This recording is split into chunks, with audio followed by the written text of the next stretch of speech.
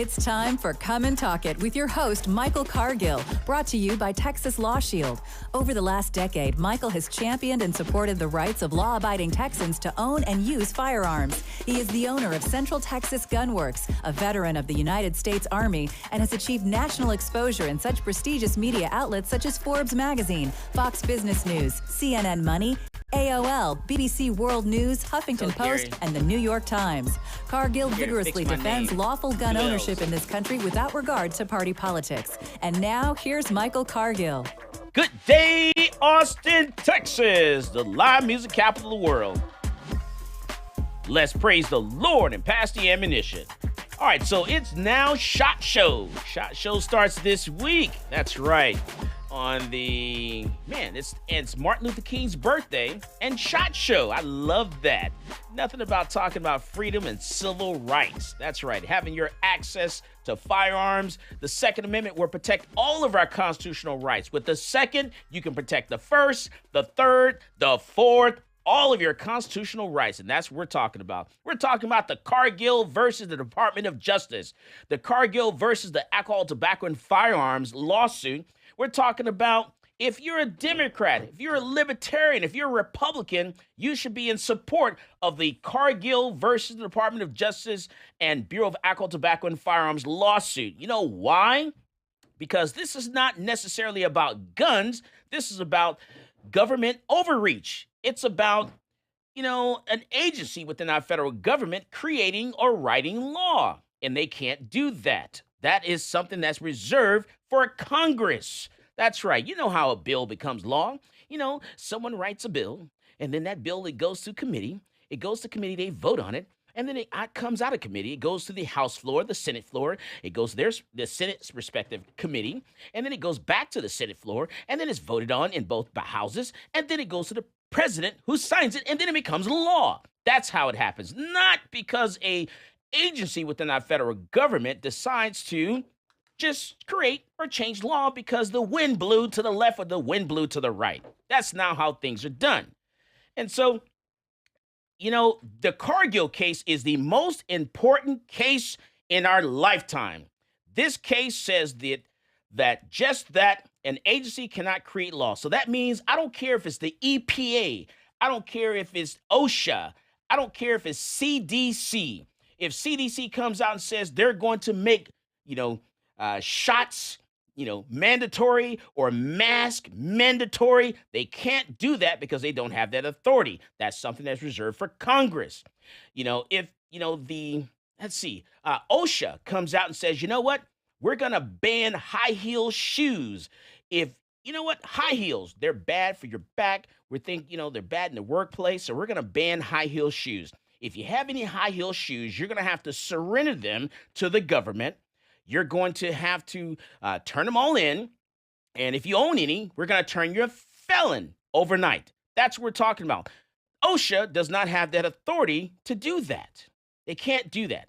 So you can't turn felons overnight. Something that we legally purchase, we own, it's in our house. And all of a sudden, they go into your home and pick a particular product. It doesn't matter what agency. It doesn't have to be about guns. It could be any product, and they ban that product and turn you into a felon overnight. That's what we're talking about. You can't do that. You don't have that authority. And that's what this case is all about. It also defined what a machine gun is. You know what? A semi-automatic, this is, and I know it's hard for some people to understand. They use the word assault weapon. If you go through this bill, it doesn't mention assault weapons. It's not even anywhere in the ruling by the Fifth Circuit. You know why? Because that term does not exist. It only used the term of machine gun and semi-automatic. Those are the terms that are used in this ruling. Because a machine gun means each time you pull the trigger,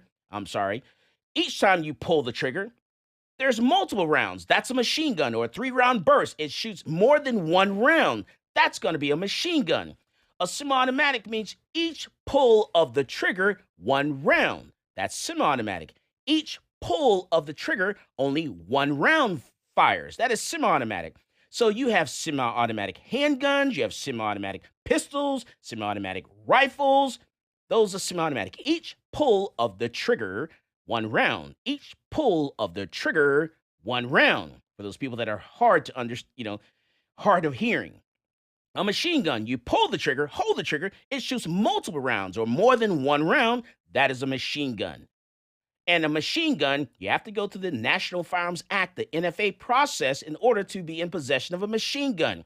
You have to purchase that machine gun. That machine gun sits in the gun store. You have to pay a $200 tax. You have to fill out some paper, get a trust, or do it as an individual. Put that paperwork together along with that $200 tax and that trust, or as an individual. Turn that paperwork into the ATF. Once they approve you in about 90 days to a year, then you can walk back into the gun store and pick it up. We're going to hold on to that into the gun store. That machine gun is going to stay in the gun store, and we're going to let you come over here now and then, do a conjugal visit in a little private room and touch your precious, my precious. Come on, man. My precious. That's right. But you can't take it home until you get the approval from the federal government, and then that machine gun is registered with the federal government. And that's how machine guns work. You can't walk into a gun store and actually just walk home with a machine gun. It doesn't happen that way. I know. Someone told you that was true. I get it. You can buy that machine gun online, but guess what?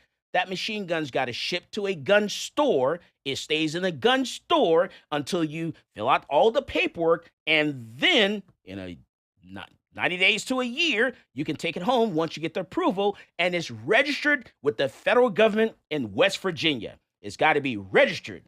Those items are registered. Machine guns, suppressors, short barrel rifles, short barrel shotguns, AOWs, any other weapons. Those are registered with the federal government.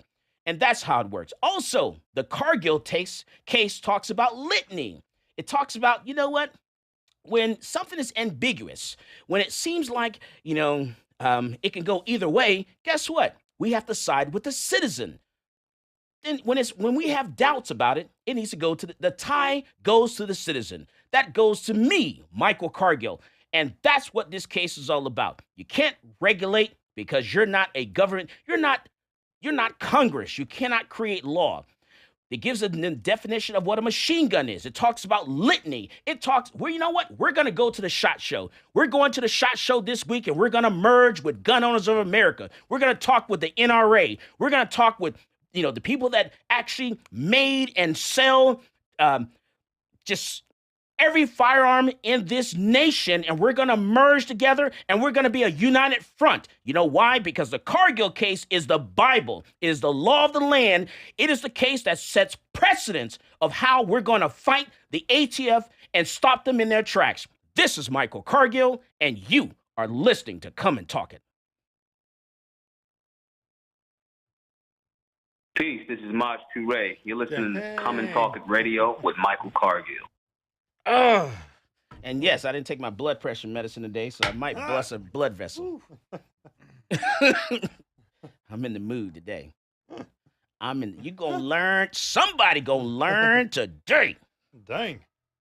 That's right, we're gonna stick it to the man. We're gonna do that old in, out. Ooh. That's right, give him something that you're gonna learn. You're gonna give him something you don't want to know about. And yes, I know we're live on the stream. What's going on, everybody? Thomas, how you doing, sir? That's right, pistol braces are on the hit list. We're going to bring them down. What's up, Elizabeth? I haven't talked to you in a while. How you doing? Billy Carr, what you got for me? Give me some questions. Feels like they've been on the hit list. Yeah, they have been, and we're going to get them back. That's right. Cargill case. It's going to set precedence. That's right. It sets precedence. It is the Bible for all of the cases that are going forward against the federal government, because this case the ruling is written with such detail that it's taking weeks for attorneys to sift through it and see how they can use it in their case. This is all the attorneys around the country that are fighting Second Amendment cases are talking about right now. Or any attorneys that are going against a federal agency, they're using the Cargill case as precedence, as the Bible, to use it for their case. Because we're going to the Supreme Court. You know why? Because it's all about going against an agency within the federal government. All right, Thomas, I'm going to chill out. What's going on there? Yoder is, who is that? That's Rob, right? No, not Rob. No? No, I think is it Rob? Speak up, Yoder. Speak up, Yoder. Crap Metro Observer. What's up? I like that username. I'm telling you Crap now. Metro. That's right. Man, I tell you, and I'm making phone calls to everybody. I'm calling Gun Owners for America, and I'm saying let's work together. I'm reaching out to the NRA and say let's work together. Because some of these people went wrong. They're like, hey, it's okay. We can give up the bump stock because we don't care about the bump stock. Yeah, I've heard people say that all the time. I don't want to have a bump stock. But guess what? I'm happy to give it up. If you give that device up, then that gives them the opportunity to take whatever they want. You give them an inch, they're going to take a mile. You cannot let them take even an inch. You got to hold the line. You know what? When they're coming after it, like I always say, we got to put our foot on their throat. Step on it. Just crush it. You like the guy did in Houston. You just want to turn around, check, and make sure they're gone. Extra 2 shots. Pow, pow. In Houston? Did this happen recently? Remember that restaurant? We're going to talk about that next. At Taqueria. Oh, the one on the security cam footage? Yeah, that one. Yeah. And want to see if you can find that video for the Taqueria. Talk about that. How you guys doing out there? What do you want to talk about today? Man, I'm going. We're going to Las Vegas. We're going to the SHOT Show. I wasn't going. I really wasn't. Didn't have any plans. It pops up. It popped up like a Friday night, late Friday night. I said, okay, I guess we'll change gears and go to SHOT Show. And we're gonna reach out to everyone. I'm talking to anyone that wants to. We need to stand next to each other.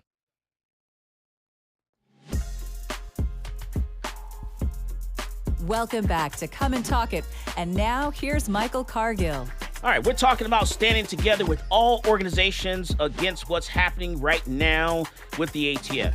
They came out on Friday with the brace saying that, hey, if you have a brace on your rifle, you're going to have to get a tax stamp.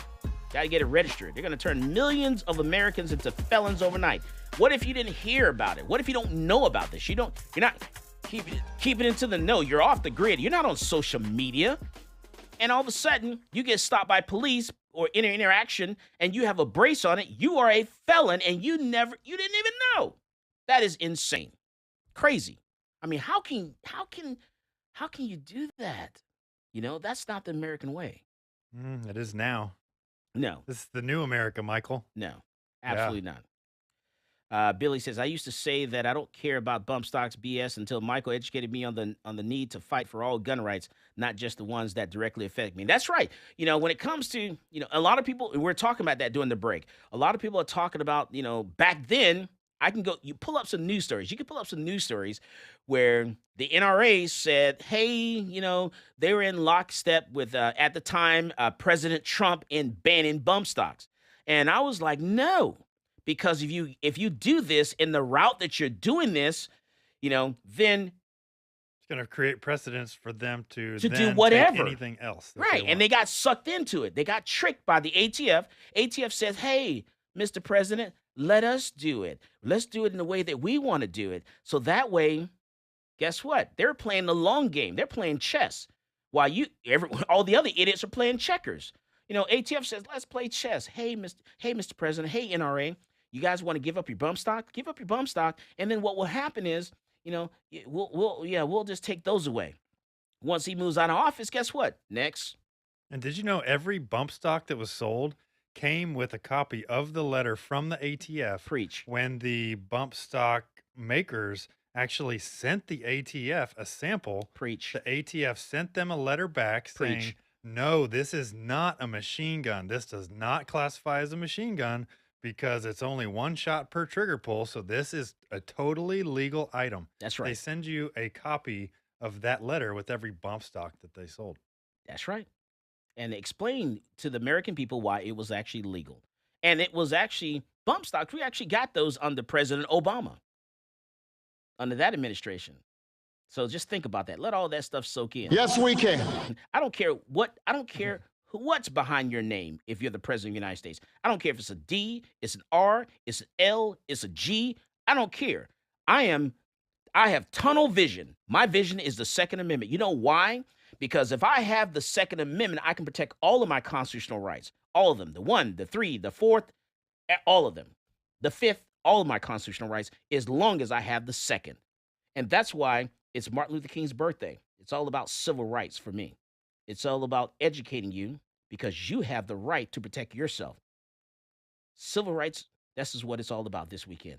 But did you know that MLK's application for a concealed carry permit in Montgomery, Alabama was denied by the local sheriff's office? Denied. And guess what happened this year? As of January the 1st, Alabama has constitutional carry. Oh, yeah, they deemed him unsuitable. Unsuitable, unfit to be able to carry a gun with Yeah. all the threats. And guess what? He died not being able to legally protect himself.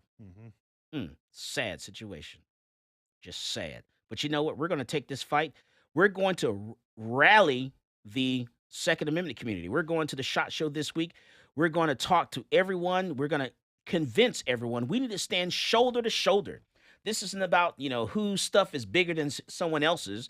This isn't about putting your stuff on the table and measuring it. This is about standing shoulder to shoulder. I don't care if you're the GOA. I don't care if you're the NRA. I don't care what organization you're with. We need to stand shoulder to shoulder and show that we have a unified front against this tyranny that's happening in Washington, D.C. We got to stand together. That's what it's all about. It's about the American people and not about our individual egos. Unfortunately, with this case, the Cargill case, I had to do this case by myself with no assistance from anyone. But I'm saying we're now taking the next step. We're going to the Supreme Court. Let's stand shoulder to shoulder. Let's help each other. Let's move forward as a united front against the tyranny that's happening in Washington, D.C., and stop them in their tracks. We got to protect the braces. We got to protect the triggers. We got to protect the AR pistols. AR-15s, that's AR for me. I mean, it means armor light rifle, but honestly, to me, it means an American rifle. That's what it means for me. It has a new meaning because that's the rifle of, just about every American in the United States. We were founded on guns. We're defending this country. Do you know that no one would ever think about overtaking this country, hitting our shores, because they know that there are multiple guns in every single home. That's what it's about for me. It's about not needing law enforcement to come and help me, to come and save me in case something is happening. It's about having those tools and the training and the knowledge that I can protect my family and protect myself without law enforcement's assistance. I don't need law enforcement. I just need the coroner. I'm just keeping it real. Yeah, when seconds count, the police are only 8 minutes away. A long time. I don't have time to wait for that. All right, so let's see. Thomas says, any idea on what Texas suppressor court cases are? Like, that case is moving its way up, unfortunately. So what Thomas is talking about, Texas has a suppressor bill that passed in September the 1st, 2021. It went into effect, I should say.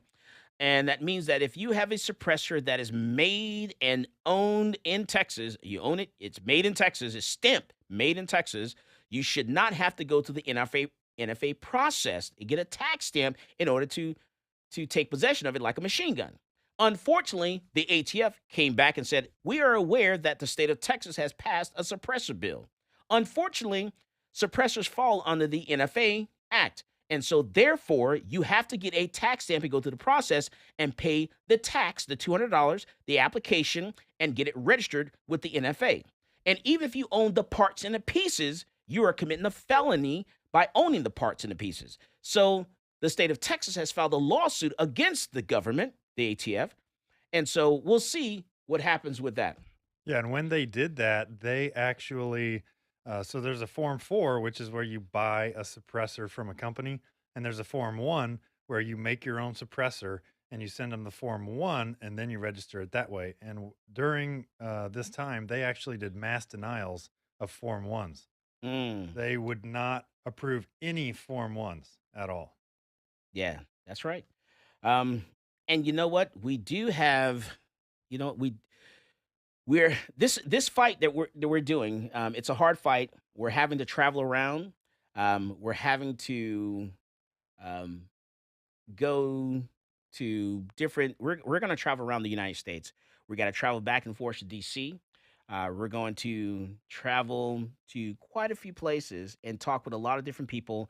And we need to drum up support and get everyone on board with helping us with this case as it goes to the Supreme Court. We're talking about the Cargill versus Department of Justice and Alcohol, Tobacco, and Firearms. It's got to make its way to the Supreme Court in order for it to affect the entire United States. Because here how this case works, if you don't know. So we won this case in the Fifth Circuit. So that means that in Texas, Louisiana, and Mississippi, your bump stocks, everything that set precedents in that ruling, which saying that a federal agency can't create law, only affects Texas, Louisiana, Mississippi. The government has got to appeal this case to the Supreme Court and ask for a stay. They ask for a stay, appeal it to the Supreme Court. We freeze. We can't do anything. They have until the end of February to do this, like March 1st or something to that effect. And so the Supreme Court takes up the case. Then we have to wait until they hear the case, have a trial, and then wait for their verdict. And then that becomes the law of the land for all 50 states.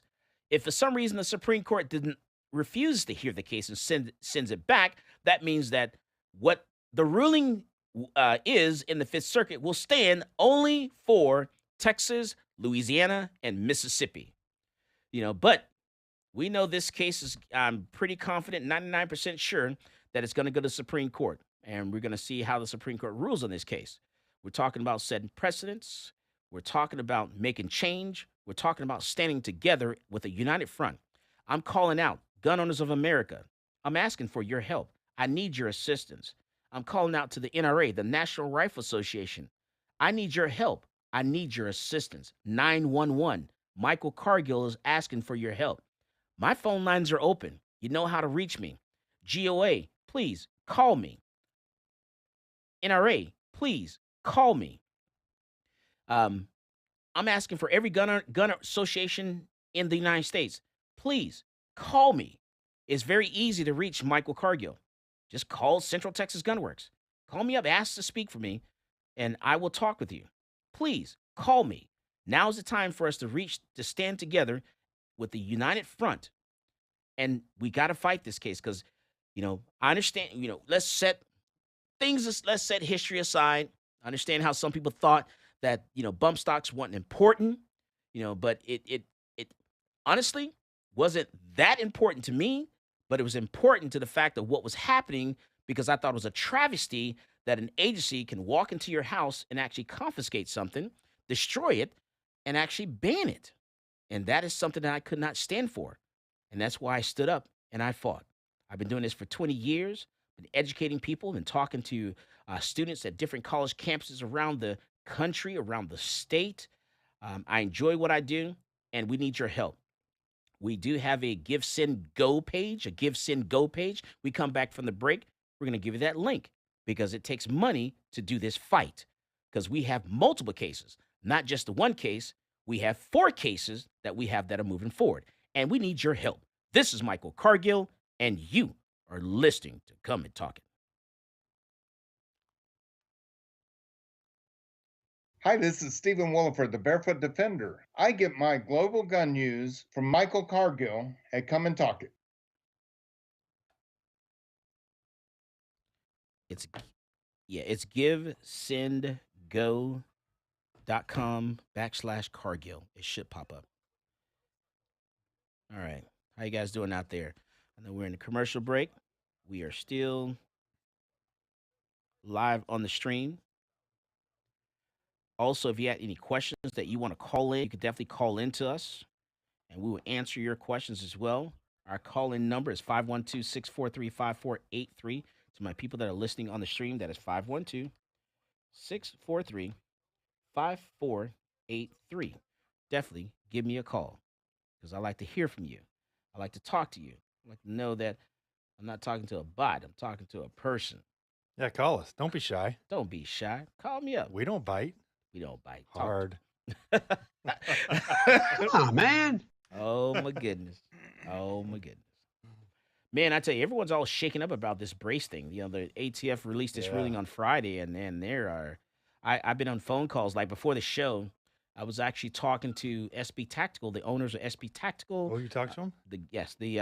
The range in Austin, and I talked to these guys, and man, we talked for quite a while, on the phone, and we're meeting up. The goal is to meet up at SHOT Show and talk about a plan of action. What's the verdict on the interpretation of the ATF ruling? Honestly, no one has had a chance to read it yet, and because it's 140 pages. Oh, is it? It's really long. Yeah. No one's had a chance to read that yet. So So we did got. they scrap the checklist, or is that still I don't know. effective? I don't know. I don't want to say. I don't want to give the wrong information. So I need to read it and get the. I need to get the attorneys to give me their interpretation of it, and get like three different attorneys to give me their interpretation of it, Yeah.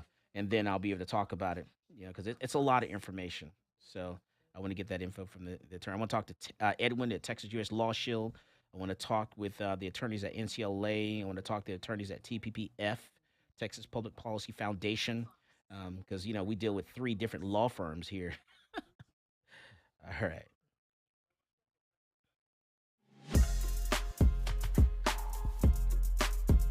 Welcome back to Come and Talk It. We're able to And find now it. Yep, here's so we go. Michael Cargill. All right, so we're back and we're talking about the gun news all around the country.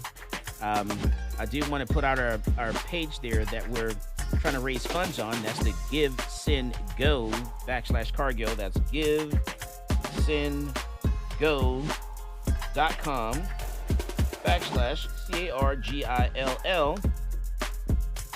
Go to that link there and donate, because we have got to bring this. I got to force everyone together. I got to force all these different groups together, and we got to push this case to the Supreme Court, and so we can continue to make precedents, let the Bible speaks for itself, and stand up and fight everything that the ATF is trying to do.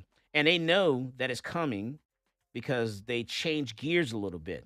So they released the brace, how they're going to go about going after the braces. They released that on Friday, a week later, and they just pulled a lot of information out and changed some things a little bit. So they know that we're coming for them. We're coming.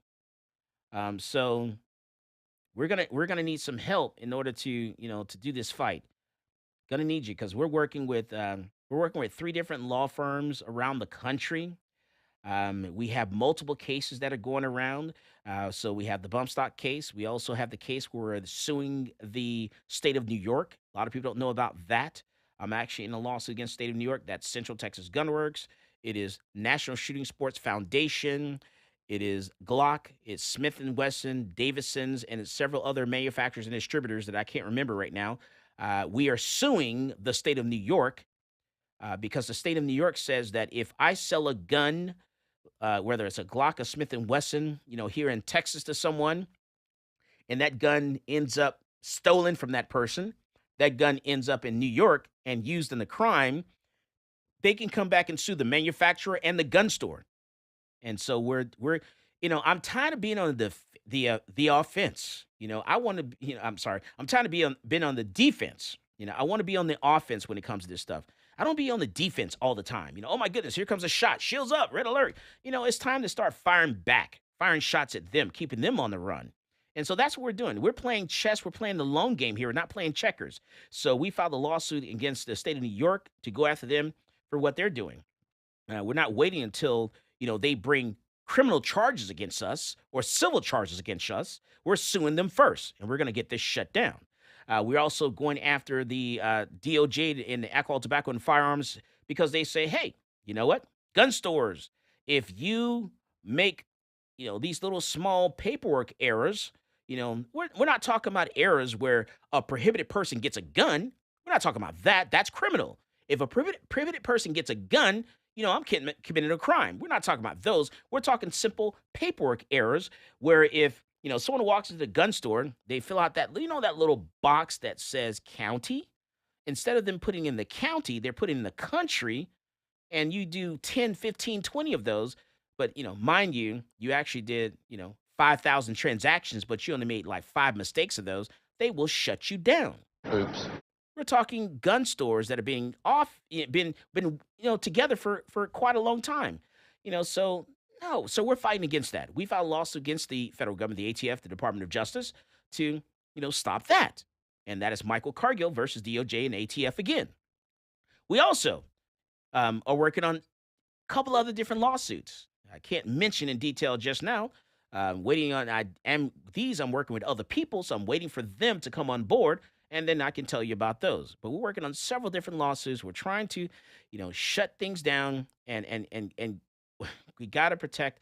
We got to be on the forefront with this. We've got to keep them on the run and not, worry about them. What do you guys say about all this stuff? It's a lot of information, a lot of stuff we're working on here. It's a lot. It is a lot. And it's, going to mean a lot to gun owners. And I'm reaching out to, people like Dana Loesch. Reaching out, I want to, talk to Glenn Beck. I want to talk to everyone, every media outlet that I can get my hands on, I can reach out to. I want to talk to them all because everyone needs to know, that, hey, this is something that we're passionate about. And I'm not gonna, I don't care if it's MSNBC, I don't care if it's CNN, I don't care if you're anti-gun. I have a strong stance when it comes to the second. They're not going to talk to you. Because I have a strong stance when it comes to the Second Amendment. I cannot be shaken, I cannot be stirred, I cannot be broken. And I was going to fly to Las Vegas. Instead, I'm going to drive. I need to control the traffic. You're going to drive? Yeah, we're going to drive. Because I need to know when I'm stopping, where I'm going, the route I'm taking. I need to, because I don't want someone to take me down. So, oh wow, we got to go on. Everything's got to be on the offensive when it comes to that. You're going to be the belle of the ball at SHOT Show. You know that, right? I don't know. We'll see. Yeah. I don't know. They're going to roll out the red carpet for you. Everybody's going to be trying to like grab your arm, pull you over to their booth, interview you. Hopefully. Yeah. We gotta get together. We gotta work together because this is too important right now. We have them on the run. They're on the run right now. They're shaking. Well, they're still because Congress putting out this brace ruling, and Congress can't come together to vote on a Speaker of the House. It's not likely that Congress can vote on a gun bill. Come on, man. And pass it. There's no way. How many votes for a Speaker of the House? They already appointed Kevin McCarthy, didn't they? They had 15. Yeah, it took them 15 times to get a speaker. It took them 15 votes. Because that Freedom team. There's no 15 votes to pass a bill. You get 3 tries. First hearing, second hearing, third, and you're done. Yeah, shut your mouth. Promises to not go forward with certain terrible legislation. Yeah, so you don't get 15 tries when it comes to passing the bill. So the likelihood of them passing an anti-gun bill in the next 2 years is not likely. So thus it's hot right now, and this is the time. Well, look, they don't expect you to go on the offensive. They expect you to just go with what they deal out for them to expand their power and for that power to become doctrine. But when you come in like a bull in a china shop and you're saying no, you're not going to take this, and you're fighting back, they don't expect that. And so you're actually you're taking the fight back. You're taking the power back to the people here, Mike. Yeah, they're just expecting people to maybe file a takings claim or something like that they would just have to pay a couple $100 or a couple $1,000 to, and then they'll shut up and they'll go on their way and they'll give up whatever item that they asked for. Right, and there's some cases out there that have filed a taking clause, taking case. RW Arms, right? But that's for like $20 million, right? Now. And so I'm not trying to recover funds here, So we're spending trying to money. recover rights. That's right. We're spending money to protect rights. We're not recovering any money. So if we win this case, there's nothing that the government's going to pay us. We're not going to recover attorney fees. We're not going to recover any, money spent, nothing whatsoever. This is about getting your rights back, getting all of our rights back. And it's not about my rights. It's about all of our rights. It's not about just Texas, Louisiana, Mississippi. I'm trying for all 50 states. When you talk about history, we talk about guns, I want to make sure that Michael Cargill's tattooed on your tongue. Or at least added to the Wikipedia page, right? At least maybe. Can you hook a brother up? My goodness. Can I get a Wikipedia page? All you gave up to get this lawsuit rolling was one bump stock, right? That's so for a takings claim, 2 or it's 3, like $200. It was so either 2 or 3, $400, $500. Yeah. Nothing. Yeah. So right that you're after. That's right. And so we're not recovering. We're not going to recover any funds whatsoever from this lawsuit. So that's why we're asking people to go to the GiveSendGo.com /Cargill, in which we're posting on the screen there. Go to that page and help us out a little bit because we have so much that we're trying to do. I'm trying to, reach out to so many different groups and organizations and see if we can get some assistance, some help here. Because so far we're not getting anything, and we're trying to get some help because we're winning. I don't know what everyone else is doing, but we're winning. So come on, let's join the fight. Let's get together. It's like you said, Mike, we're investing in our future. We're investing in our rights here. And we have to do that because if you don't, they're just going to keep taking them away. They're just going to keep assuming power. So, this is a worthwhile investment right here. That's right. And you know what? I also want to get to other news too. I want to talk about Houston, that Taqueria. Man, that was a crazy shooting. We're going to talk about that. We'll talk about that when we come back from the break because I want to show that video. I want you to see that. I want to break that down. I want to talk about what I think is going to happen from this case because this young man he better lawyer up because if he speaks to law enforcement, they're going to get you. They're going to trap him up, and then he will go to jail and charges will be filed. But if he's smart and he lawyer up, have an attorney speak for him, he's less likely to be charged with anything, and he'll get away. So that's very important. That is key. Yes, you have a right to everything that we're talking about, and we're fighting for those rights. But once you use that gun, you might want to have an attorney speak for you because you have a right to remain silent. Anything you say can and will be used against you in a court of law. And once you exercise that right, you now need an attorney to protect you once you protected yourself.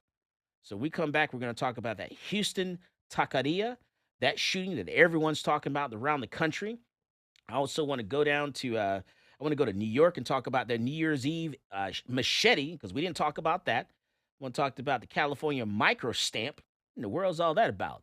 I'm going to talk about crime guns. Well, they're talking about crime guns. We didn't talk about the FBI stats and their gun crimes that are flawed. We didn't talk about that last time, so we got to get caught up a little bit. This woman shoots an attempted home invader. We're going to discuss that and break that down. We're going to jump over to New Jersey. I'm going to travel all around the 50 states here. We're going to go over to California. Yeah, they always have something going on over there. We're going to go back east and go to Rhode Island, go up north there. Then come back to the central part of the United States, go to Iowa. And then what in the world is a butt master? What is a butt master? How am I supposed to know that, Michael? Gun designer, single shot butt master, gag gun lands. I don't know what that's all about. And then we're going to go to Mississippi. Talk about Mississippi. Go to Indiana. Back in New York City. Back to Texas. Talk about Alabama. We got quite a bit of stuff we're going to discuss and break down.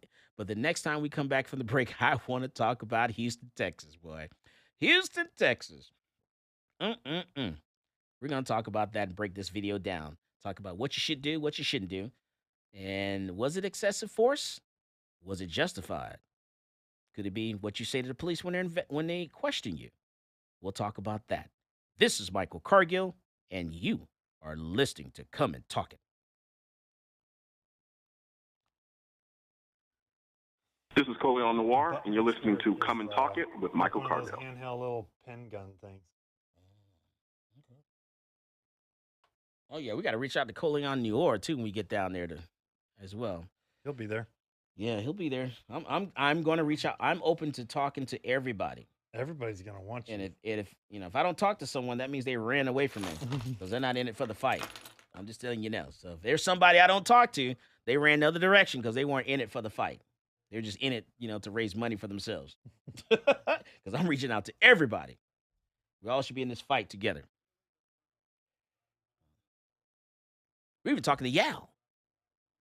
Yes. Young Americans for Liberty. Yes, Young Americans for Liberty reached out. My alma mater. Yeah. So we're going to talk to them today. Yeah, what's up, Gary? We're still live on the stream. How you doing? Say hi to everybody, Gary. Hey. What? Oh, you found us. What's up, buddy? Yeah. What's up? How you doing? What's up? You good? You're leaving us? Yeah. I'm cutting clips and doing a bunch of stuff. Okay. right now. All right. Hey, man. You're leaving us? Okay. You're a freak. Gary Dad, everybody. Everybody say hi to Gary Dad. Hey, I love this man.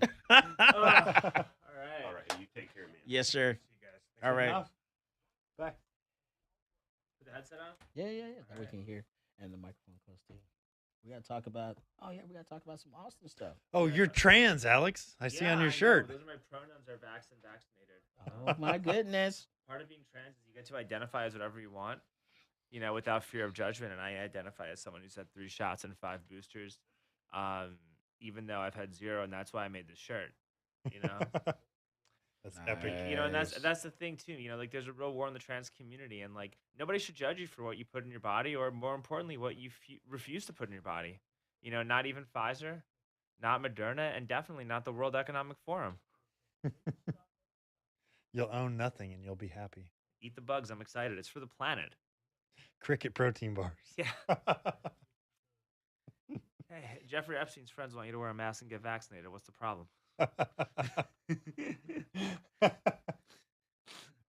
We're not on air, are we?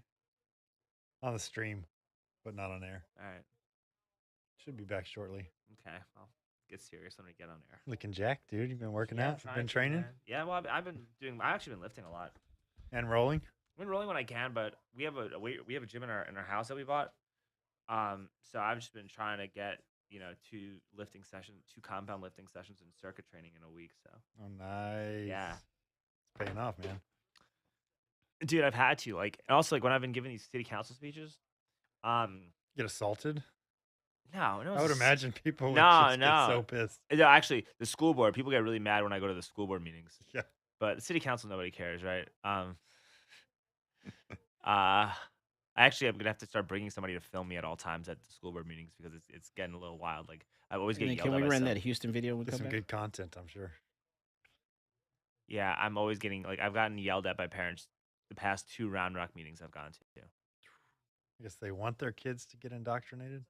Well, I don't know. I guess they don't like to see the mirror being held up, but it's fine. Don't worry about it. It's all good. All right. Welcome back to Come and Talk It. And now here's Michael Cargill. All right, so we're back and we're talking about Houston, Texas. Let's go down to Houston, that taqueria. When the customer inside the restaurant, their Mexican restaurant, decides to defend himself and recover the stolen money from the customers inside the restaurant. Now, take a look at this video here. And so they're sitting in the restaurant. This guy is causing havoc. He decides to go to the restaurant, and apparently, well, no one knew this. It was a fake gun. But as far as you're caught up in the moment, it was a gun to you, and he decides to rob everyone in the restaurant. And so one guy decided, you know what? Now's the opportunity. Now's the chance. I'm going to draw my concealed handgun, wait for this guy to walk by, shoot him in the back, take him out, stop him, and then recover the money that he took from all the customers, give it back to them, and then he left. Now, let's talk about this case.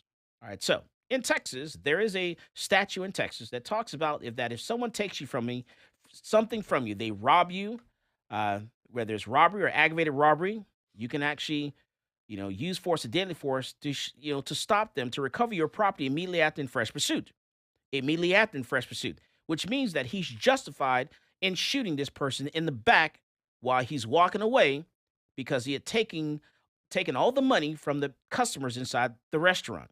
So he's justified in shooting them in the back. Now, some people are saying, what about those last 2 shots? Ooh, I cringed when I saw that. The first 3 shots, good, I'm good to go.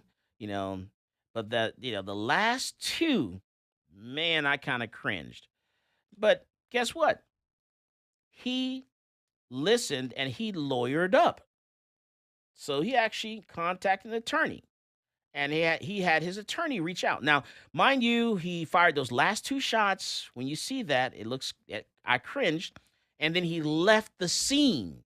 That's also a problem. So when you're faced with a traumatic situation, what do? You call a counselor, get some help because you're going through PTSD, post-traumatic stress. And you get an attorney who's also a counselor to speak for you. And that's how you handle the situation. So the attorney came out, and the attorney said that So the robbery suspect came into the store and he was wearing a mask and gloves. HPD Lieutenant R. Wilkins said this. He had a plastic pistol, possibly an aerosoft or possible a little BB pistol. The shooter was not arrested or charged. Once APD completes their investigation, the case will be presented to a grand jury, which is how it happens in Texas. It's got to go to a grand jury, and the grand jury will decide whether or not to charge this guy. And so his attorney came out and said, look, my client is in shock. My client is very broken up by, the turn of events here. And the fact that he actually shot someone, killed this person, and took their life, that affected him. And so he immediately went into shock. And that's why he left the scene, because he was in shock. And so, he gave a great explanation. And I said this last time, I've said this before, that your brain is going one speed and then your body is also going another speed. So I can see where, an attorney can actually explain this and lay this out on how he reacted the way he reacted and how he, maybe he won't be charged with anything. If he is charged, I think he may possibly get off because the way his attorney is explaining this. And so we'll see. Right now, his life is in the hands of a grand jury. So we'll see how the DA presents this case to the grand jury, and then see how the grand jury decides to either indict this guy or no bill this guy. If they no bill him, then there are no charges. If they indict him, then there's going to be a trial, and then we'll go from there. So we'll see what happens, And it's important that he lowered it up, and I'm very glad. And his attorney said, and I quote, "The event has been very traumatic.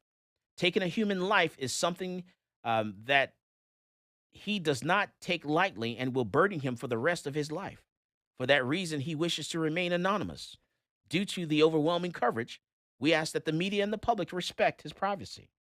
And so I think that's a great explanation of what his attorney laid out. And so his attorney also said, that his client was in fear of his life and his friend's life, and the client acted to protect everyone in the restaurant. And in Texas, a shooting is justified in self-defense, defense of others, and in defense of property. And so I think this guy's going to be okay. His attorney is on the right track, and so we'll see how it all plays out. But this, like I said, his life is in the hands of a grand jury. So a grand jury can go either way, and it all depends on how the DA decides to present this case, because the DA can, indict in a ham sandwich. So we'll see, if the DA wants this guy or not wants this guy.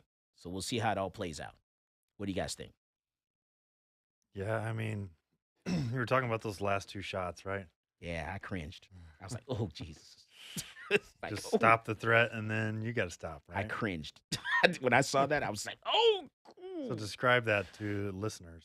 Right. I just cringed when I saw that. First few shots, I was, hey, justified. The guy dropped. He's on the ground. And then he walked up, and it's like, pop. I was like, how long? Ooh. How long between? There was a pause. There's a pause there. 10 seconds? Yeah, I don't know. There's a little pause there. And I was like, oh, I cringed. So if you were to do that, you would have left those last two shots out, right? Yourself. I hope I would. Yeah. I can't say that because I don't know. I don't have his same state of mind. Was he really in shock? What do you think? I mean, I think that it's a lot. Who are you? I'm Alex Stranger. What up, Alex Stranger? There you go. That's right. Okay, go ahead. No, Michael, thank you for having me on the show. I think that it's a lot easier to make a rational decision about a traumatic event when you're talking on a microphone, observing the events from a computer screen than actually being there. So when you're in that situation, you had a guy that was robbing people, and he wasn't even holding the gun correctly. Like, he was holding the gun super erratically also when he was going into the store. And generally speaking, when people do stuff like that, they're more likely to probably just pull the trigger and shoot somebody or shoot a kid or do God knows what when you're in a situation like that. So when you neutralize somebody, you want to make sure that that person doesn't try anything funny at the last second when you don't expect anything. And so, you're in a situation like that, and okay, it looks bad optically, but when you're worried about your safety and when you're worried about the safety of everybody else in the restaurant, what if he had just left him there and that guy was still okay and started firing shots? That could have also been a huge problem. Yeah, everybody with a gun pointed at them in the cafe probably had their heart beating about 200 beats a minute, I'm sure. Yeah. And I mean, it's not like this guy was like a Rhodes Scholar that was going to do anything like good or positive for society. I mean, if you really want to like, if you really want to talk about it, right? Like, this guy probably saved more lives in neutralizing that shooter than he would have had nothing happened. In the future for this guy, maybe doing that same thing again. Yeah. Or what if he were to like sexually assault a bunch of women or something like that? Or what if he were to like kill a pregnant woman? Or what if he were to do a whole bunch of stuff? Like what if he would have killed like a single mom trying to raise a kid? Like I feel as though anybody could have precedence to do anything. Like you said earlier, a DA could indict a ham sandwich, but I mean you have to be a soulless monster to indict somebody like that. Like you have to be a horrible human being to even think it's okay to indict someone that was literally put his life on the line and put his freedom on the line to protect a bunch of people that he doesn't even know. I mean, if you're going to indict someone like that, you are a horrible human being. And I think that type of stuff, like we're at the point where, it's okay to call out bad people. And if you're doing stuff like that and you think it's okay to indict somebody that's protecting his community, especially when you have district attorneys all over the country that are funded by very suspicious people who are deliberately not prosecuting violent crimes. A man named George? Yeah.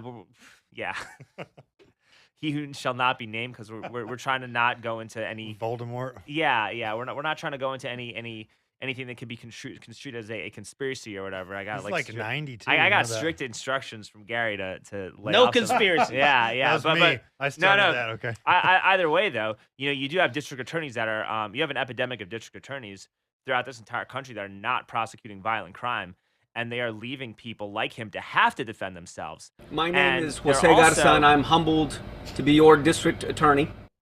Yeah, they're Oh, boy. openly saying that they're not going to prosecute all these crimes. No, exactly. And top that off, they're not exactly making they're not exactly helping local law enforcement do their jobs either. So, you have district attorneys that aren't prosecuting violent crimes. You have local law enforcement that are completely demoralized.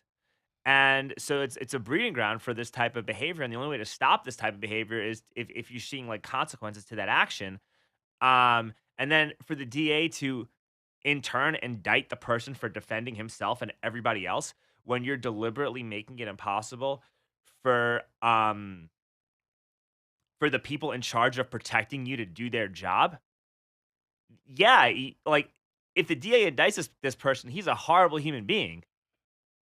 And he, people like that should be made very well aware of that. Yeah, it's like the justice system has been completely flipped, where that probably in reality could happen, where this guy could get indicted, and there are all these criminals committing criminal acts who are not getting indicted. Exactly. What do you think? Well, look, I mean, the last two shots, that was like execution style. Like, that was really, really rough. But, I mean, you look at the laws in Texas. You have a right to defend yourself. You have a right to use self-defense in that situation, in that scenario. So, what should happen? He should be let go. Yeah. All right, we come back from the break. I'm going to let you finish that thought. This is Michael Cargill, and you are listening to Come and Talk It. Hey, this is AWR That's pretty Hawkins, good, right? Breitbart News, and you're listening to Come and Talk It with Michael Cargill. That's right. I've actually talked to Breitbart, AWR Hawkins, and he doesn't know I'm coming to SHOT Show, so I'm going to reach out to him. I'm going to send him a text message. I'm on my way and talk to Breitbart. We're going to talk to all the media outlets out there at SHOT Show. We're going to reach out to everyone. I think, we said Dana Loesch, YAL, Young Americans for Liberty. Ooh. Going to talk to them. You're going to be busy. Yeah, I'm actually looking forward to. I'm looking forward to getting back on the bandwagon because since COVID, we kind of take a little break from reaching out to the college students, and to me, they are the future. So I need to get back to the young Americans of liberty. I need to get back to the young conservatives of Texas. Well, The college Republicans. Mike, you have to understand something that, you being a gay black man, like them not listening to you is an act of racism and homophobia. It's literal violence for them not to listen to you. And you have to really make that clear, Yeah, so we're going to reach out to the. I'm also going to reach out to the Democrats as well. So see what they got to say. Listen, people think it's like a right wing thing that what we're doing, but like everything that we're advocating for, freedom from government intervention is for everybody. Yeah. So we shall see. Yeah, we're going to lead this charge. Going to lead this fight. Take it to the man. That's what we're doing. Like I told my license to carry handgun course yesterday. We're going straight to the paint. Yes. That's what. Who used to say that? Who says that? Dave Chappelle says it all the time. Straight to the paint. Straight to the paint. That's right. Who is the DA in Houston? I know that the judge is Lena Hidalgo. Kim Ogg, OGG. Is she a Soros DA? Don't know, but she's a DA, and she doesn't typically like guns. Well, then she should be really upset about the guy that was trying to rob the restaurant. Carrying a Soros gun. made $500,000 ad buy for Democratic DA candidate Ogg. There you Well, go. she's a Soros DA. Okay. $500,000. All right. to Okay. her. Oh boy, we could talk about that on the show. Billionaire God. Soros turns attention to Harris County DA's race. Yeah, that guy's. Have you ever seen the board members of the Open Society Foundation? No, do they all look like fucking lizards? Well, I mean, it's all just like a bunch of old, white, crusty mega billionaires who have absolutely no concept or understanding of any kind of social justice whatsoever, who are like the farthest removed from any lived experiences of the people that they're claiming to actually want to care about. Have you seen Soros' wife, though? No. She's young and hot. Of course she is. Probably drinks her blood. Probably. Oh, my goodness. Dude. Hey, we're not on air. It's fine. It would probably be a more watched show if we started talking about this. I'm just, I'm cringing right now. Like, I'm just, oh, goodness. Stringer, This just is all let you know, just you're probably going to speculation, move over a okay? little bit because Oh. you're like half on the shot. Sorry. You still on the camera? Okay.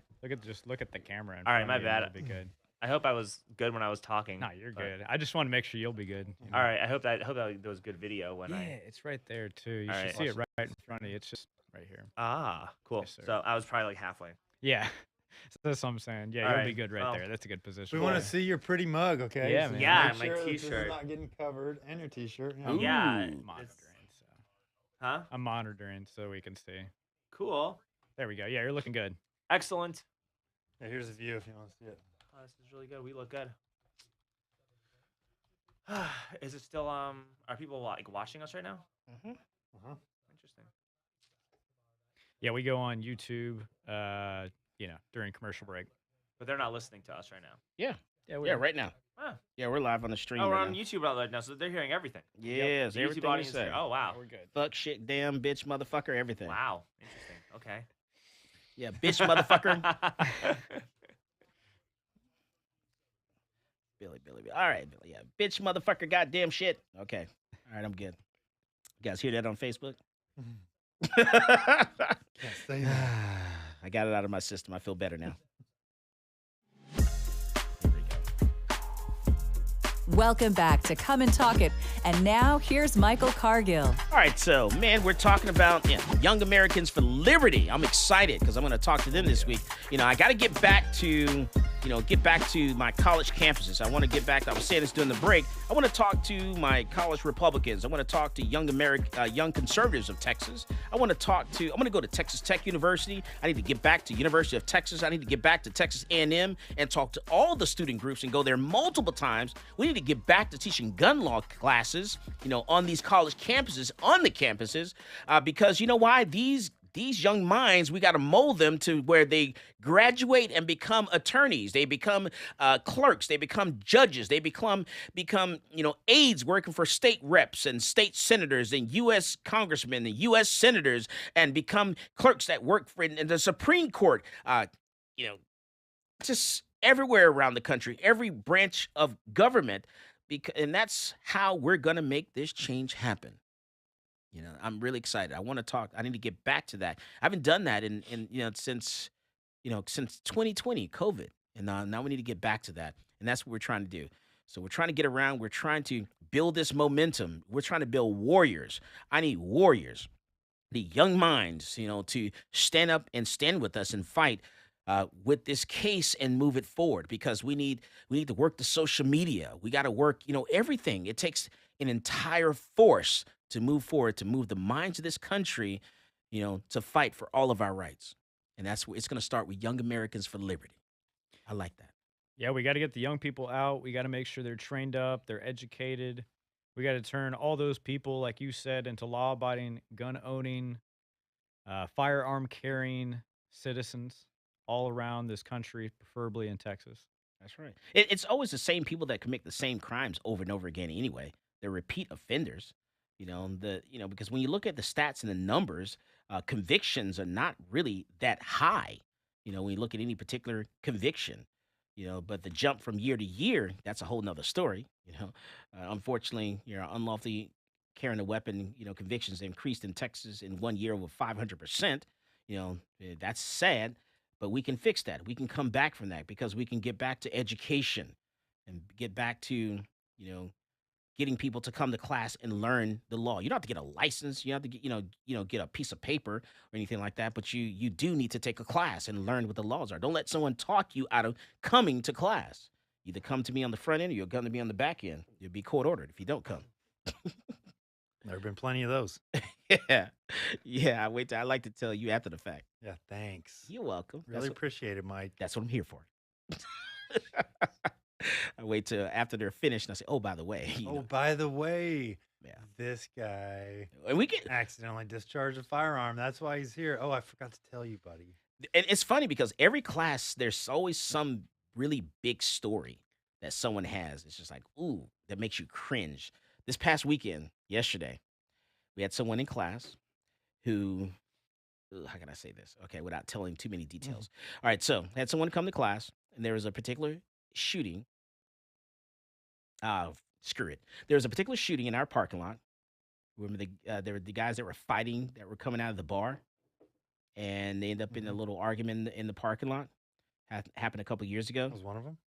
And the guy that ended up shooting another guy and killing him in front of the gun store. And we caught that on our security camera footage. Well, his daughter, came to class and couldn't finish the class. We're going, I go through all my stuff. I talk about all the, we go through all the different videos. We talk about different shootings and stuff like that. And the videos I was showing, it triggered her and she just couldn't finish class. That happens. I'm not going to change my program because I think what we cover and what we talk about is very important. Because those are things you're going to experience. You have to pick up a gun and use it. You're going to have to experience that. And the only thing we're doing in class is just talking about what you're going to experience. And you have to live through that. And if you can't make it through the class, then maybe a gun's not for you. I just like to keep it real. And so, unfortunately, she couldn't come to, couldn't finish the course. I felt bad for her, but it's what it is. I like our program. I like, how we present the information. I like the videos that I show, and I think that, it gives a person the real world sense of what to expect. What could happen. How should you handle road rage? How should you handle dealing with a neighbor that you're having an argument, disagreement, a fight with? All those things, because road rage is just insane in Texas, all over the country right now. Road rage is really bad. It's actually increased dramatically since 2020, where someone gets upset with someone and there starts this, fighting going back and forth down the road as you're driving. And that's got to stop. It has got to stop. Because, once you pull a gun out, you do something, you can't come back from that. Once you take someone's life, there's no coming back from taking a life. It's gone. And you have to live with those consequences. You have to live with it in your heart and live with it in your mind and live with it legally. So you can't come back from that. What do you guys think? To what you just said, it's interesting that you mentioned that a lot of these road rage incidences started spiking during COVID. And fun fact, people actually lose over a standard deviation's worth of IQ points when they're under extreme amounts of financial stress. And, we printed 80% of the country's money supply in a 2-year period. We had almost hyperinflation. We had 9% inflation year over year at one point. Eggs are like $9 right now. People are worried about losing their jobs because you might get an impending recession due to, the Fed tightening as a result of trying to fight the mess that they deliberately created. And so, like, when people are worried about whether or not they're going to be able to pay their bills, feed their families, when people have had their businesses shut down, when people feel like they're losing money in their 401k that they, worked super hard for their entire lives, and all of this is happening. And then you're being bombarded with all these messages in the media that you're a bad person if you like love America and you're complaining about any of the stuff that's happening. Yeah, that creates an angry population, Michael. Yeah. And then that anger when you don't have a solid network of people that you can actually talk things through with, um and you're spending insane amounts of time on social media. Like, people have gotten full blown addicted to social media just from having been home during COVID, Mm. right? Especially if you were one of those people that actually followed the science, you know, you Because I lost a lot represent of science. you, Go ahead. you're like I'm trying to figure out how to say this, but like your socio-emotional like development and progression to be a complete human being got completely thwarted as a result of everything that a lot of people did voluntarily through their own compliance. And so it's leading to a lot of anger. Like, I see a lot more fights downtown when I'm pedicabbing. I drive a pedicab downtown in Austin. You see a lot more of that. You see, I mean, it's still fun, and I have great relationships with the people I normally give rides to. But you're definitely seeing a little bit more hostility from customers when you try to sell rides to them than when you have just 2 years ago. And I think that when we're in a bad spot economically, and we're being constantly gaslit by the people that put us in these bad spots, this is what the outcome winds up yielding. And it's something that we could easily fix if we just had better leadership, or if we just had a more educated population that knew how to function without relying on those people as legitimate authority figures. Yeah, and you mentioned a fact earlier, and you kind of just went right past it, but I think it's a fact that a lot of people don't realize that you said that 80% of all the money in existence has been printed in the last 2 years. Yeah. So 2 years ago, there was only 20% of the current today's U.S. money supply. So they have increased, what would that be, 5-fold the amount of printed dollars in the last 2 years. And how many people were smart enough in the beginning of COVID to just start hodling Bitcoin or buying up a bunch of investable assets? They weren't. Most people were not doing that. Most people were spending their money in mid 2021 on dog coins and ass tokens, and now they're even broker than before, having lost everything. And look at this shooting that happened in Houston. With people, goes along with what you're saying. The one person was shot, 4 injured. It happened in Houston, Texas, over a little nightclub. Over 50 shots were fired. 50 shots in a parking lot of a club, a bar in Harris County, according to the sheriff there. And so this happened right around 2 a.m., always at 2 a.m. Nothing happens at 2 o'clock, after 2 o'clock. I'm telling you right now. That's why I'm always in bed at 2. I'm telling you, one person died. Police were still trying to determine the extent of the injuries sustained by the 4 victims. 2 men and 3 women were believed to have been shot, according to the the Houston County Sheriff.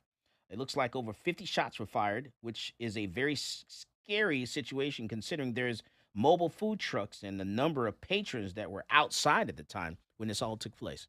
So this in a crazy scene, once again, over anger. Man, it just tempers are flaring. People are having heart attacks and dropping. Yeah, from climate change. Is that what it is? It's from racism, I thought. Yeah. It's from racism? That's what Transphobia. People are dying suddenly. Having heart attacks. At 18. This is 22 Michael years old. Cargill. You listen to Come and Talk It. Folks, this is Doug Man Jones. Climate change. Climate change. Yo, climate change. And I get my gun news from Hey, Michael but listen Cargill. to Come and talk it. Hey, but in all seriousness, Commodio Cordis, that's like my favorite magic trick from the Harry Potter books, Which one's that? That's what the guy from the Buffalo Bills said he had, when the football player from the Bills who just clearly collapsed because of that shot. I mean, I'm not, I'm not going to say that's You like a didn't share definite the thing. video. You only shared it to Come and Talk It. You didn't share it. Which I suspect, based on overwhelming amounts of evidence, right? I don't see it. To both of them. I just see it at Come and Talk It. I shared them both. But yeah, Zach, the new media talking point is, it's commotio cordis, the thing that happens like one in every like less than 1% of all like heart related cases is that, and so it just it just sounds like a mad ball player. He turned his head too fast, and he got a heart attack. Yeah, of course. Yeah, science. It was from turning Science. his head too fast. If you don't believe that, you are a full blown science denier. It does You know. sound like some Harry Potter stuff. He turned Yeah, his it does, head right? The guy that Commotio cordis. The last guy that collapsed.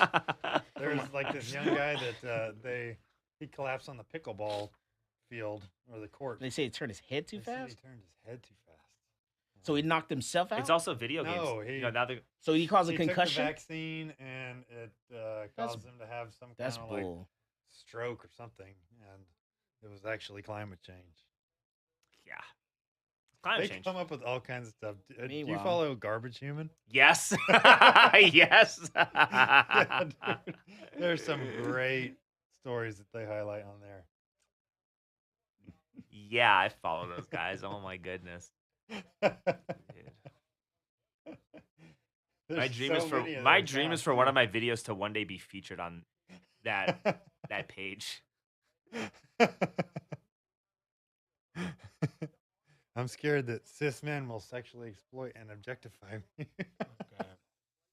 That's ma'am. That's ma'am. Oh boy. Did you see my video at the Round Rock School? My latest Round Rock School Board video where I dressed up as. You Brittany go to Brown? Round Rock too? Yeah, I go everywhere, my man. God. I went to I can't. I can never figure out how to get signed up for Austin. I can tell you how to do that. I can tell you. I can never figure it out. Do you want to come with me? Yeah, I'd love to go. Yeah, but it's always on Thursday. Yeah, Thursday morning. What's the I problem? can't do Thursdays. I teach classes every single Thursday. Get a fill-in. Get Gary to teach. Oh, jeez. Then I'll go to jail. No, I actually have to sign up for. I have to sign up for general public comment. I have a rap song that I made about Ukraine that I got to play for everybody. Yeah. It's Alex Stein themed, so I gotta tell them you identify as Michael Cargill, and today you want to talk about blah blah blah. Yeah. That'll shake their heads up. But yeah, I went to the You should You should speak at the school board with me, Michael. Yeah.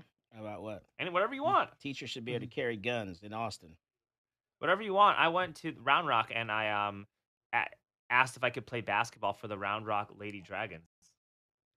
Well, they cut me. They sit there. They sat there angry. Oh, really? Yeah. Well, it was like initiation night for all of the new members, and everybody there was like super woke. You know. Here we go. We're going. Okay, but we'll for a later time for the next commercial. That's it. Austin. Welcome back to Come and Talk It. And now here's Michael Cargill. Man, gun safety. Gun safety, gun safety, gun safety. Do not point a gun at anything you don't want to kill or destroy. This story is out of Austin, Texas. Homicide investigation out of Austin, Texas. Gun safety, gun safety. Don't point a gun at anything you don't want to kill or destroy. Keep your finger off the trigger unless you're on target ready to fire. Don't play with guns. They're not toys. They are tools, and you have to respect those tools, just like any other tool. Like motorcycles. Man, I always be careful. It's like, man, motorcycles. Once I got to the point where I didn't respect the motorcycle, I left it alone. Because and if you don't respect the motorcycle, then... it will get you. Yeah, and so just like anything, if you don't respect it, it will get you. So here we are, Tuesday, January the 10th, at approximately 7:43 p.m. The Austin Police Department officers responded to a shooting at the 2000 block of Willow Creek Drive. Officers found that Eric House, unresponsive, with a gunshot wound inside a residence.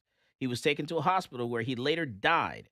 Detectives believe that House was shot by Aiden Gullery, a known acquaintance. His friend was handling a firearm recklessly and actually shot his friend and killed him inside the apartment.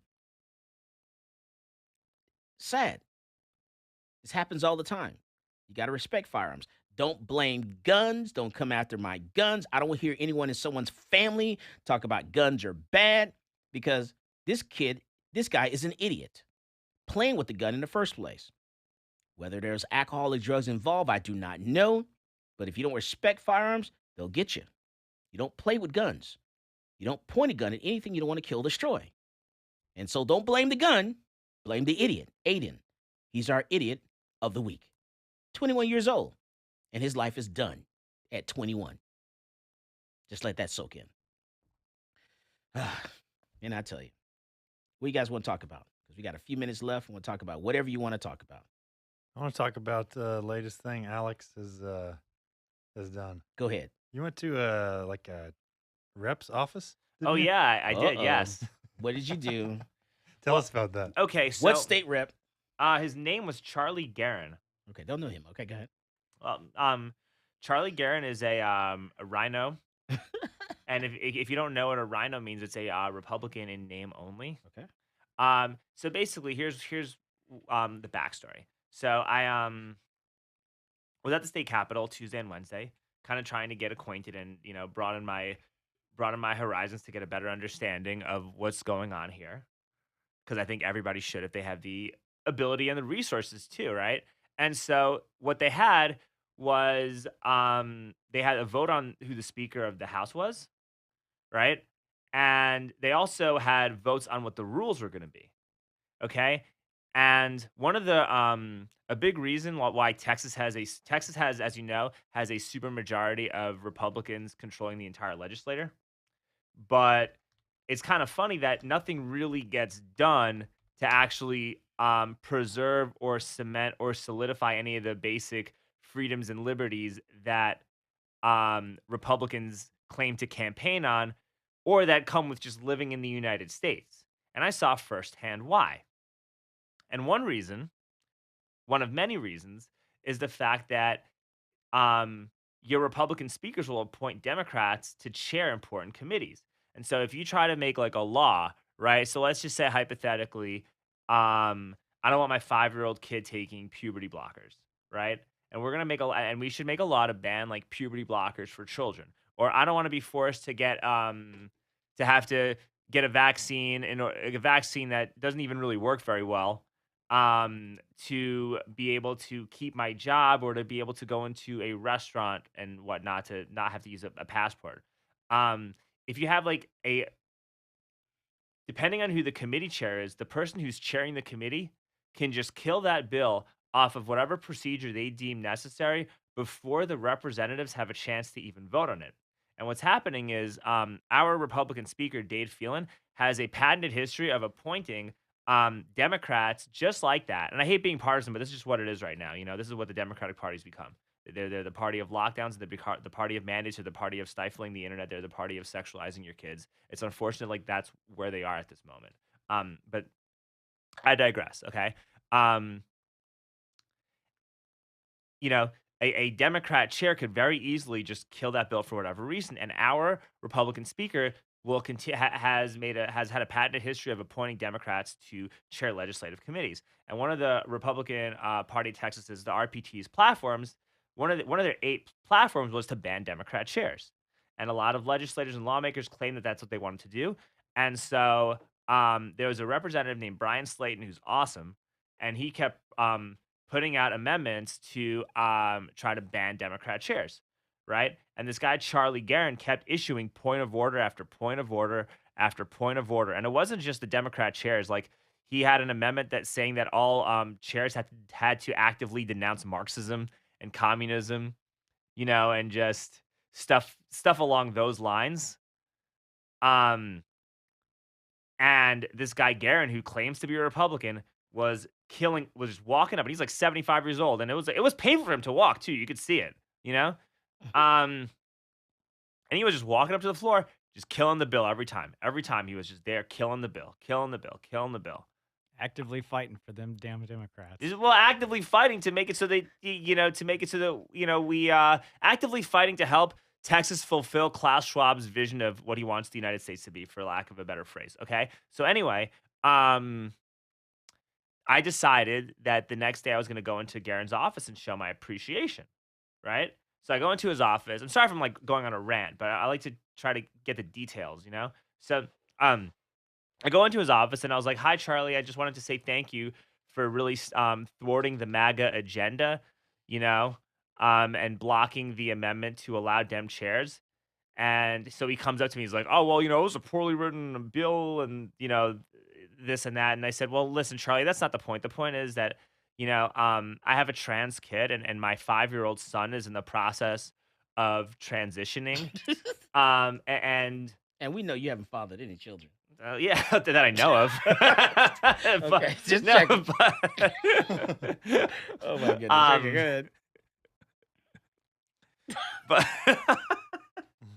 no, so anyway, I go into his office and I say, well, my 5-year-old is transgender, and my son Carl, I knew my son Carl was trans because he was at a tea party with his cousins, and he was having such a good time at his cousin's tea party that we transitioned him on the spot. And these MAGA Republicans, they're trying to stop my son from transitioning into the beautiful daughter that he is, and by you standing up to these MAGA hat wearing QAnons, and making it so that we can actually have good Democrats chairing these committees. Like, my son is able to actually become the beautiful daughter that I know that she is, and I can't wait to change my son Carl's name to Carla. And I just really wanted to say thank you for the work you did, and we need more good Republicans like you and Dade Phelan. So thank you very much. And then I just shook his hand and walked away and got it on film.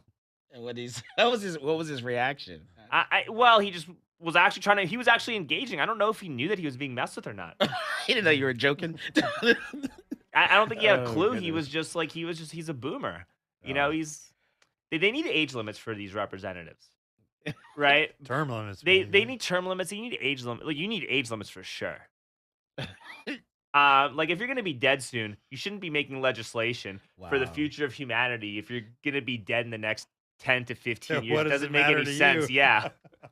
My goodness, stop being mean to our seniors. Well, it's not being mean. Michael, they're being mean to us by actively mocking their own constituents. Okay. They're being mean to us by not fighting harder to keep our businesses open. They're being mean to us by not protecting our medical autonomy. When you had Joe Biden trying to literally treat you like a second-class citizen for not getting a shot made by Pfizer or Moderna. So they're being mean to us by not doing their job. Like, when you're a politician, you're a public servant. If you're not doing that, what you're doing is a dereliction of duty, and a dereliction of responsibility is mean inherently. Okay. What do you think? He's 100% right. No disagreement there. You got to take down the tyrants. What do you think? Yeah. I mean, how about what say you? Yeah. How about what? Maybe I shouldn't say. Oh, share with the class. Come on. Don't keep it to yourself. Just put it in What context. do you think, Michael? I don't think anything. I don't have a dog in this fight. I mean, you kind of do. Is it gun related? Then I got something to say. Anything that enables for an overextension of government bureaucracy is by proxy going to eventually be gun related, and it will eventually affect you. That's right. Yeah, you're right. Well, look, we got a super majority of Republicans. Democrats shouldn't be chairing committees at all. At least this year, considering how they've acted the past 3 years, it's like you got to put your 5-year-old in timeout, bro. That's what it is. 100%. I think if you want, we're trying to get certain legislation through. I think that's why they're willing to work with, putting some Democrats in charge of some of the committees. To show some sort of cohesion a little bit, not trying to pounce on them year after year after year. No? I mean, how are you going to have cohesion with people that call you a domestic terrorist because you didn't want to wear a mask during COVID? Like, there's no cohesion with those people. Like, you can't have cohesion with digital Nazis, with 21st century Nazis, Michael. As always, more guns equals less crime. You go out there and you buy yourself a gun. You listen to Come and Talk It with Michael Cargill.